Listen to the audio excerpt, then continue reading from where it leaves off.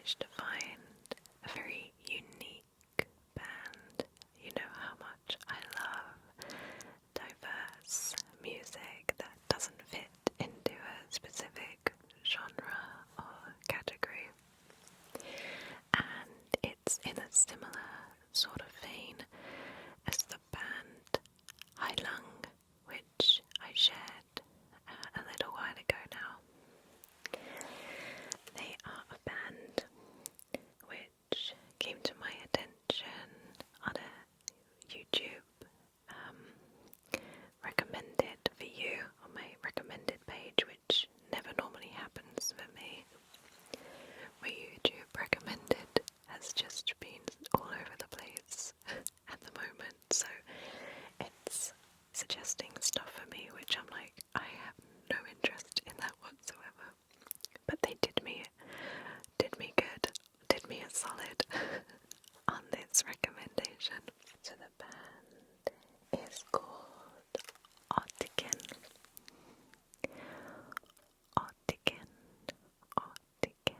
I think I'm pronouncing that okay. Artican.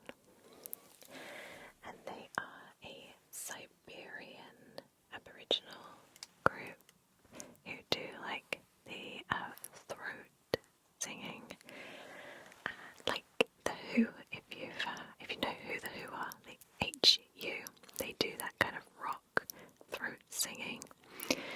This band, I would say, are more like rock, but kind of traditional, like modern sort of pop, I guess.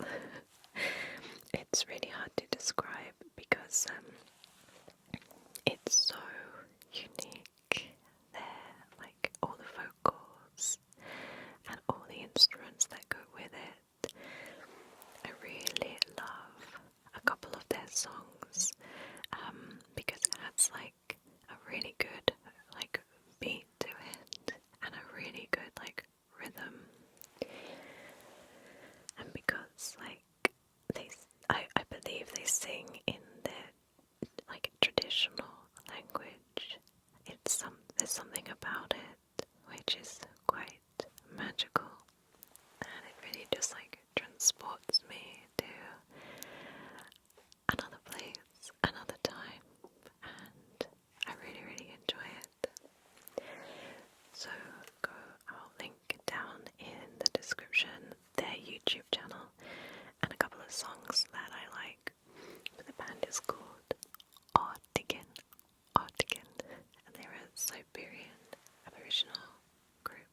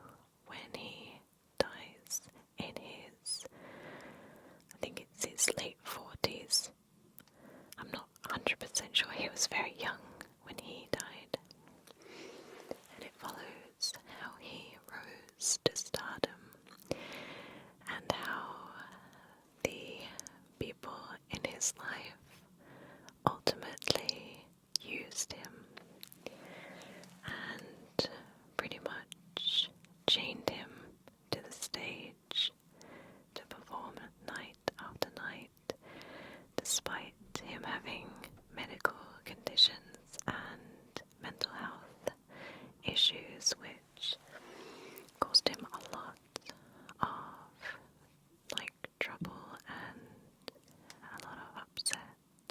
So what I noticed in the first half of the film, there were a lot of editing choices which I found a little too much. They jumped from one bit to another bit to another bit to another bit at breakneck speed, and it was quite messy. So at the first half of the film I felt quite disjointed and a little bit detached from the film, but as it kind of progressed I really got into it and it really kind of settled down and became more streamlined. What I absolutely loved about this film more than anything was Austin Butler's portrayal of Elvis. Now, I don't know if you guys have seen Bohemian Rhapsody, but Rami Malek's Freddie Mercury was phenomenal. But this, it was almost like Austin Butler was not playing Elvis, he was becoming Elvis, and he was like the spirit of Elvis. It was hypnotic to watch. I went with a die-hard Elvis fan, and she said that it was spooky the way in which he portrayed some of the stage performances. She said that she had watched those a million times, and she said I'd forgot that I wasn't watching the actual real footage. And this is a person who flew thousands of miles to Las Vegas to watch the hologram of Elvis in Las Vegas, so she knows what she's talking about. And she honestly said it felt like I was watching Elvis, and he just nailed it. And let's be honest, Austin Butler is a very, very attractive young man, and I honestly felt like one of the girls in the audience who scream to kind of release this sort of pent-up emotion in them, because his performance did make me feel like that. It was just the way in which the costume and the makeup and his hair and his sultry looking, moody look, it was just But what I found most heartbreaking about the whole film was the exploitation that Elvis experienced from a young age. His dad, his manager, played by Tom Hanks, it was just horrifying. There were so many things that he could have done with his life, but greedy people kept him chained to a place where they could exploit him for his money and his fame. And I found that the most tear-jerking thing of the whole film, especially right at the end, how they portrayed his death and how all of that came to pass. It really, really was so horrible. Yes, he was doing what he loved doing, but at what cost? And it honestly left me feeling so empty, because Elvis means so much to so many, yet the poor man was so tortured towards the end. I know this is the film's portrayal of him, but I can imagine that, I don't know, there was a lot of things happening inside him which made him feel trapped. Even in this elaborate lifestyle and being the most famous man in the whole world, it came at a cost that really hit home for me. And then when I got home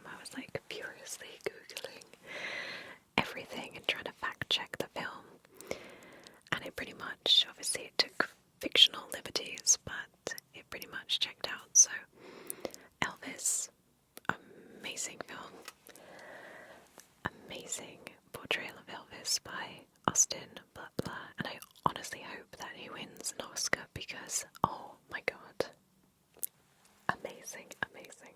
So now we move on to my favourite ASMR artist. This month was really hard to choose one because I have been enjoying like 3 or 4 on rotation. There's like 4, like one video of each. I've been just doing like a cycle, one after the other. But I'm going to share an ASMR artist with you who I just can't get enough of. So the ASMR artist is called QS. QS. I don't think I'm pronouncing that right. QS. Kewas. Kewas.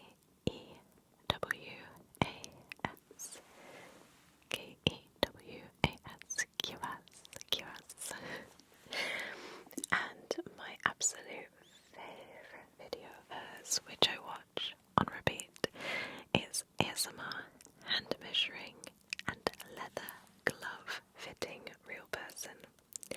I'm gonna get to the bit which is like my favourite bit. It's where she like cleans the hands and makes them ready for measuring. So I'll play you a little bit. So that we adjust it perfect. So first of all, I'm just going to look at it with my eyes. Good, perfect. Okay, you can turn your hands now.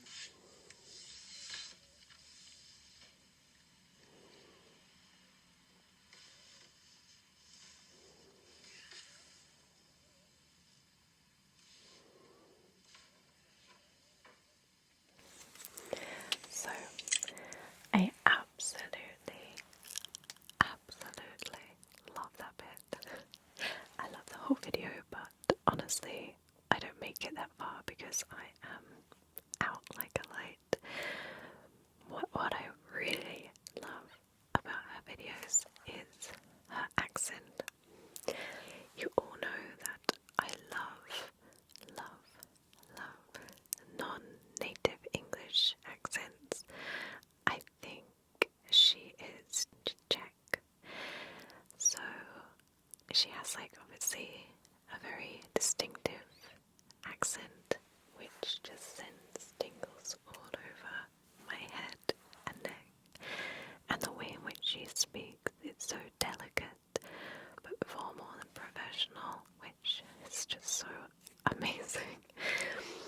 And I don't know what microphone she uses, but it really picks up her voice. Like, it's really crispy and crunchy. I don't know how else to describe it, but it is just, oh, I honestly can't get enough. And I'll actually show you another one that I watch frequently. It's this one called ASMR Back Exam, anatomically dividing the spine and back muscles, drawing soft spoken. Now, the thoracic spine is 40 centimeters long. So let's do it this way this time.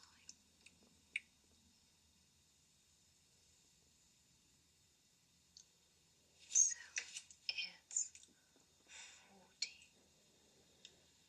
40 centimeters. Good. It's just amazing. It honestly brings back childhood memories for me of when my friends used to trace on my back when we were sat in assembly and they would write words on my back and you had to guess what they were. I'd love that done to me, just have things drawn on my back while someone explains like what all the muscle groups are in my back and all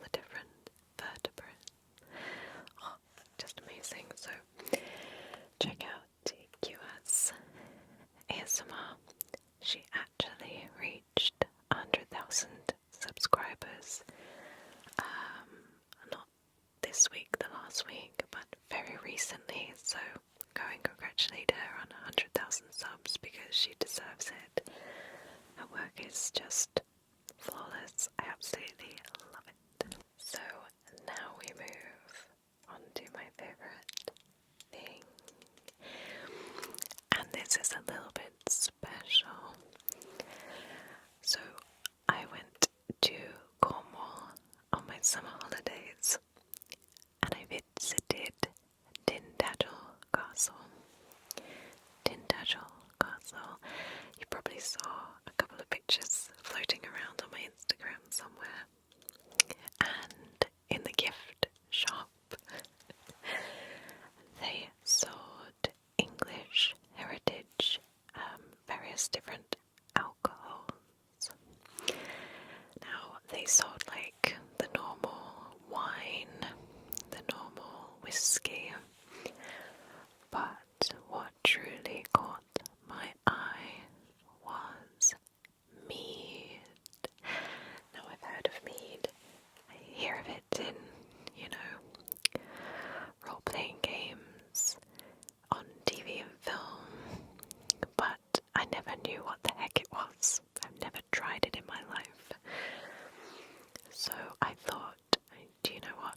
I'm going to buy this little bottle of Mead and see what it is. On the front it said fermented honey liqueur, traditional Mead. And I was like, oh, I love liqueurs. I love honey. I think I'm gonna really like it. And I wasn't wrong. It honestly tastes like, it doesn't even taste like alcoholic. It tastes like sweet, creamy honey liqueur. Like, okay, that's like the worst description ever. I'm not very eloquent when it comes to describing things, but it's really smooth, it's really delicious, and it just doesn't have that fire that hurts like whiskies do. It's just fermented honey, and apparently it's like one of the oldest drinks in the world. They found like Mead variants like 7,000 years old in like rural China. It's insane. So that English heritage bottle went in about 2 weekends. So I had to buy some more. So one weekend we went to a Roman festival. Where I live, there are a lot of different historical events where people dress up and you go and experience life as like a Roman or like a medieval person. And there just so happened to be a Mead stall there by a company who only brew Mead.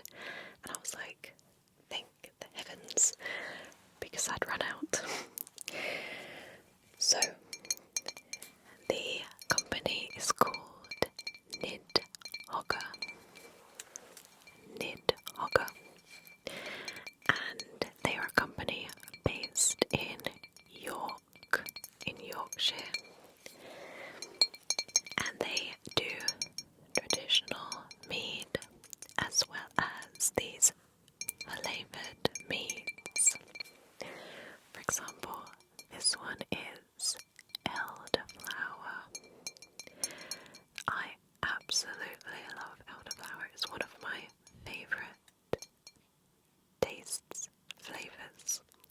That and lemon. So this is a traditional mead blended with elderflower, and it is so refreshing. It's very light and fruity and floral. It's just amazing. And they also do all different flavours, like I think they did a lime one. I tried some of that, which was nice, but it was a little bit too citrusy. I think they also did like a spicy one as well, but we bought the elderflower, and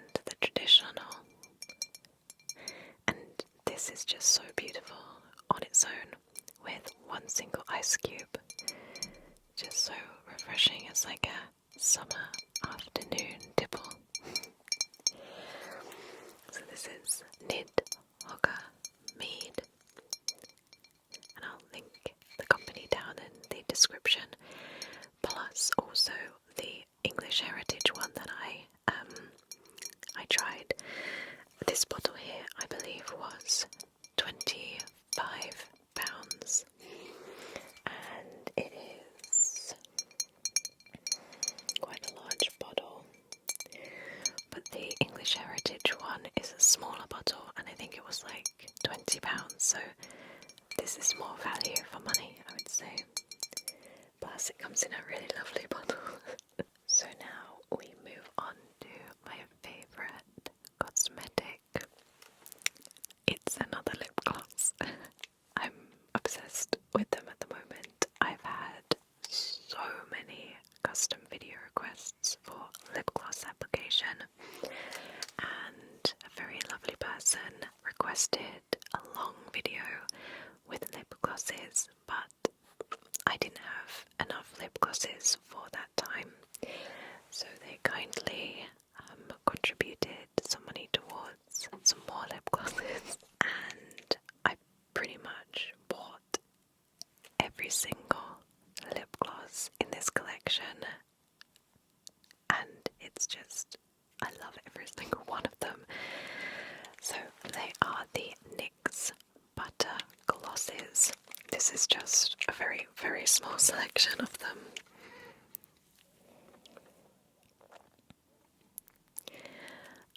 They are so pigmented, but not too bold.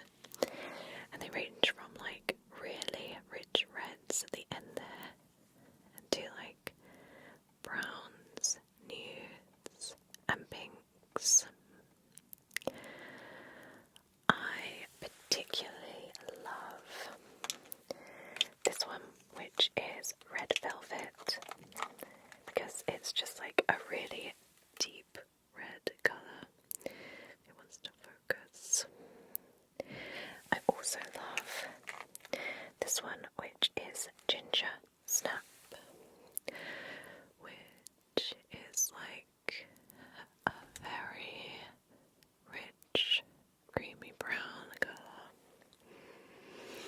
and a lighter one, which is a bit of honey, which is actually a really lovely, lovely nude colour. So there are like 20 of these. There's so many. I think like I might do a couple of videos with these in like different sections. They're just a really lovely texture. I've actually got some on already, but they're not sticky in any way. The applicator is a tiny bit too small for my lips, but it's totally workable. And they're not like hugely massive, so you can just like pop one into your purse and use it on the go. And they're kind of like an in-between of a lip gloss and a lipstick. I would say, if you imagine melted lipstick, that's kind of what it is. But it's very, very long lasting. I absolutely love them. So that's my favourite cosmetic for this month, the NYX Butter Glosses. So now we move on to my favourite book. And if you are a patron or channel member, YouTube channel member, I made an exclusive video sharing my snapshots of my holiday to Cornwall last month. And you'll notice in some of the pictures I'm reading this particular book. I actually managed to finish it recently, and that is Once Upon a Time in Hollywood by Quentin Tarantino. So, if you're not familiar with this, this is like a fictional companion to the film Once Upon a Time in Hollywood, starring Brad Pitt, Leonardo DiCaprio, and Margot Robbie. And it's basically, well, the film and the book are slightly different. So, Once Upon a Time in Hollywood follows the life of Rick Dalton and his stuntman, Cliff. And Rick is a kind of has-been actor who hasn't really had his big break. And his stuntman, Cliff, is his like right-hand man and kind of best friend sort of situation. It basically just follows the life of Rick moving from job to job to job and his struggle with alcoholism and the life of being a Hollywood actor back in like the 60s. We also see Sharon Tate, who's played by Margot Robbie in the film. And essentially, it's like a fairy tale. Essentially, like what happened if Sharon Tate wasn't murdered by the Charles Manson family. That's explained and explored more in the film, but in the book, you really don't see that whatsoever. You see the Manson family a little bit, but it's really about Rick and Cliff. I'd say like the storyline is pretty pointless and like, I don't know, there's not much that happens. It's really just a, I suppose, memoir of life back in Hollywood in the 60s and life as like a has-been Hollywood actor. If you're into like filmography, if you really like lots of detail about films, actors and all of that, you'll love this. But sometimes I felt it was a little bit overbearing, especially because I wasn't 100% sure on who he was referring to, because he refers to like older movies back in like the 50s and 40s and actors that have been and gone. But if you're into that, then you'll really like it. But I think it's a really